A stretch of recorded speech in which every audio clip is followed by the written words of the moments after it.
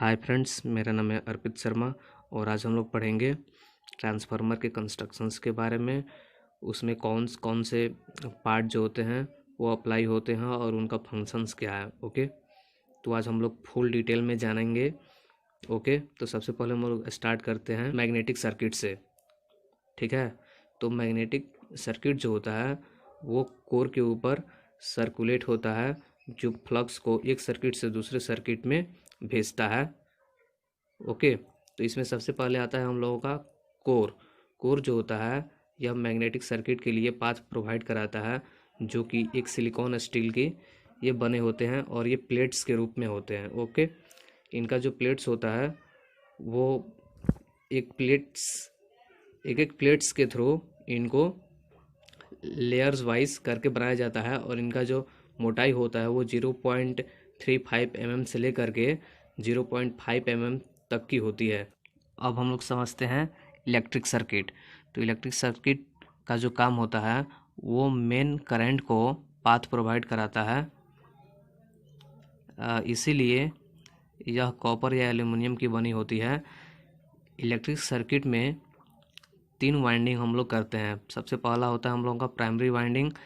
Primary winding में हम लोग सप्लाई देते हैं और दूसरा होता है सेकेंडरी वाइंडिंग।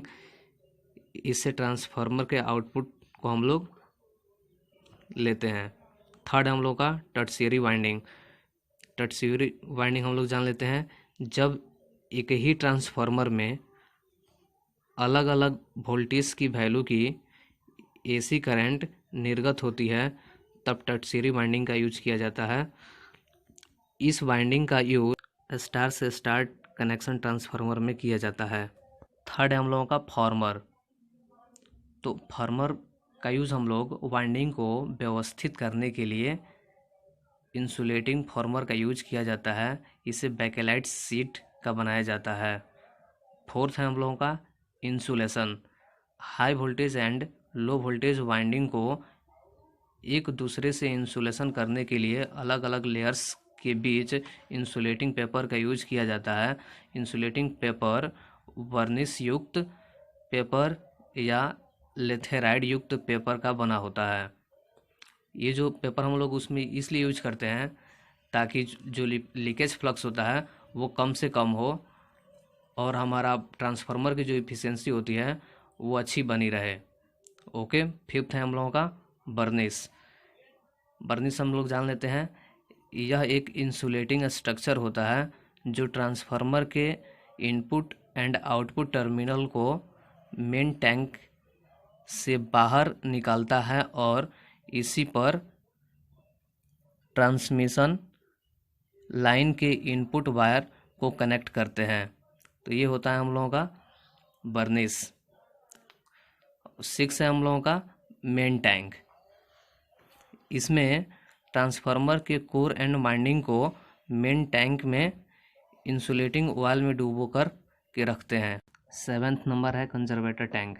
यह मेन टैंक के ऊपर एक छोटा सा टैंक होता है जो कि एक पाइप के माध्यम से कनेक्ट रहता है।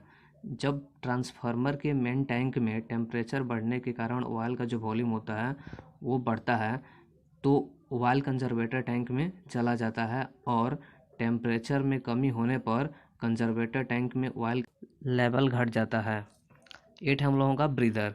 ब्रीदर एक छोटा सा डिवाइस होता है जो कि बाहरी हवा को एब्जर्व करता है और ट्रांसफार्मर के मेन टैंक में ऑयल को ठंडा करता है। इस हवा में नमी मतलब मॉइस्चर होता है जो ऑयल को दूषित करता है और इस तरह ऑयल की गुणवत्ता बिगड़ जाती है। इस नमी को ख़त्म करने के लिए सिलिका जेल भरी जाती है ब्रीदर में, जो कि इंसुलेटिंग ऑयल की गुणवत्ता को बनाए रखता है। स्टार्टिंग में सिलिका जेल ब्लू कलर की होती है और ऑयल से नमी को एब्जर्व करने के बाद यह गुलाबी कलर में बदल जाती है। 9 है हम लोगों का रेडिएटर।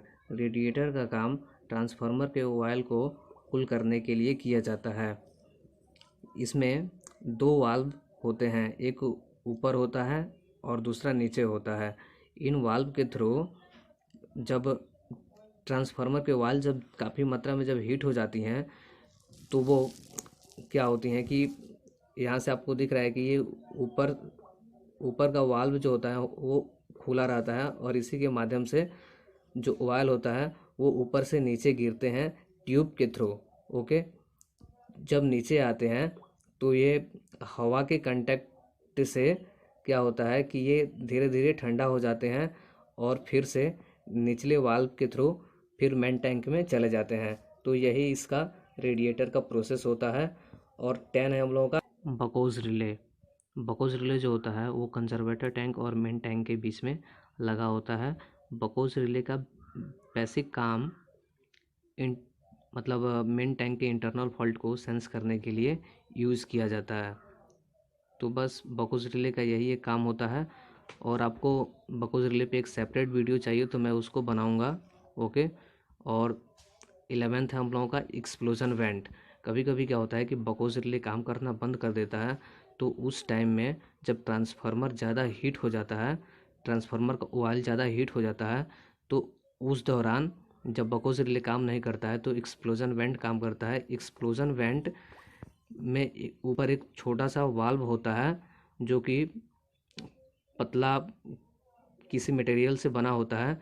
जैसे ही ट्रांसफार्मर का ऑयल ज़्यादा हीट होता है और ओवर होने लगता है, तो उसके दौरान क्या होता है कि ट्रांसफार्मर का ऑयल एक्सप्लोजन वेंट के थ्रू बाहर निकल जाता है और हमारा ट्रांसफार्मर एक्सप्लोज होने से बच जाता है। तो आज हम लोग जान लिए ट्रांसफार्मर के कंस्ट्रक्शंस और इसके प्रत्येक पार्ट के बारे में और इनका फंक्शंस भी।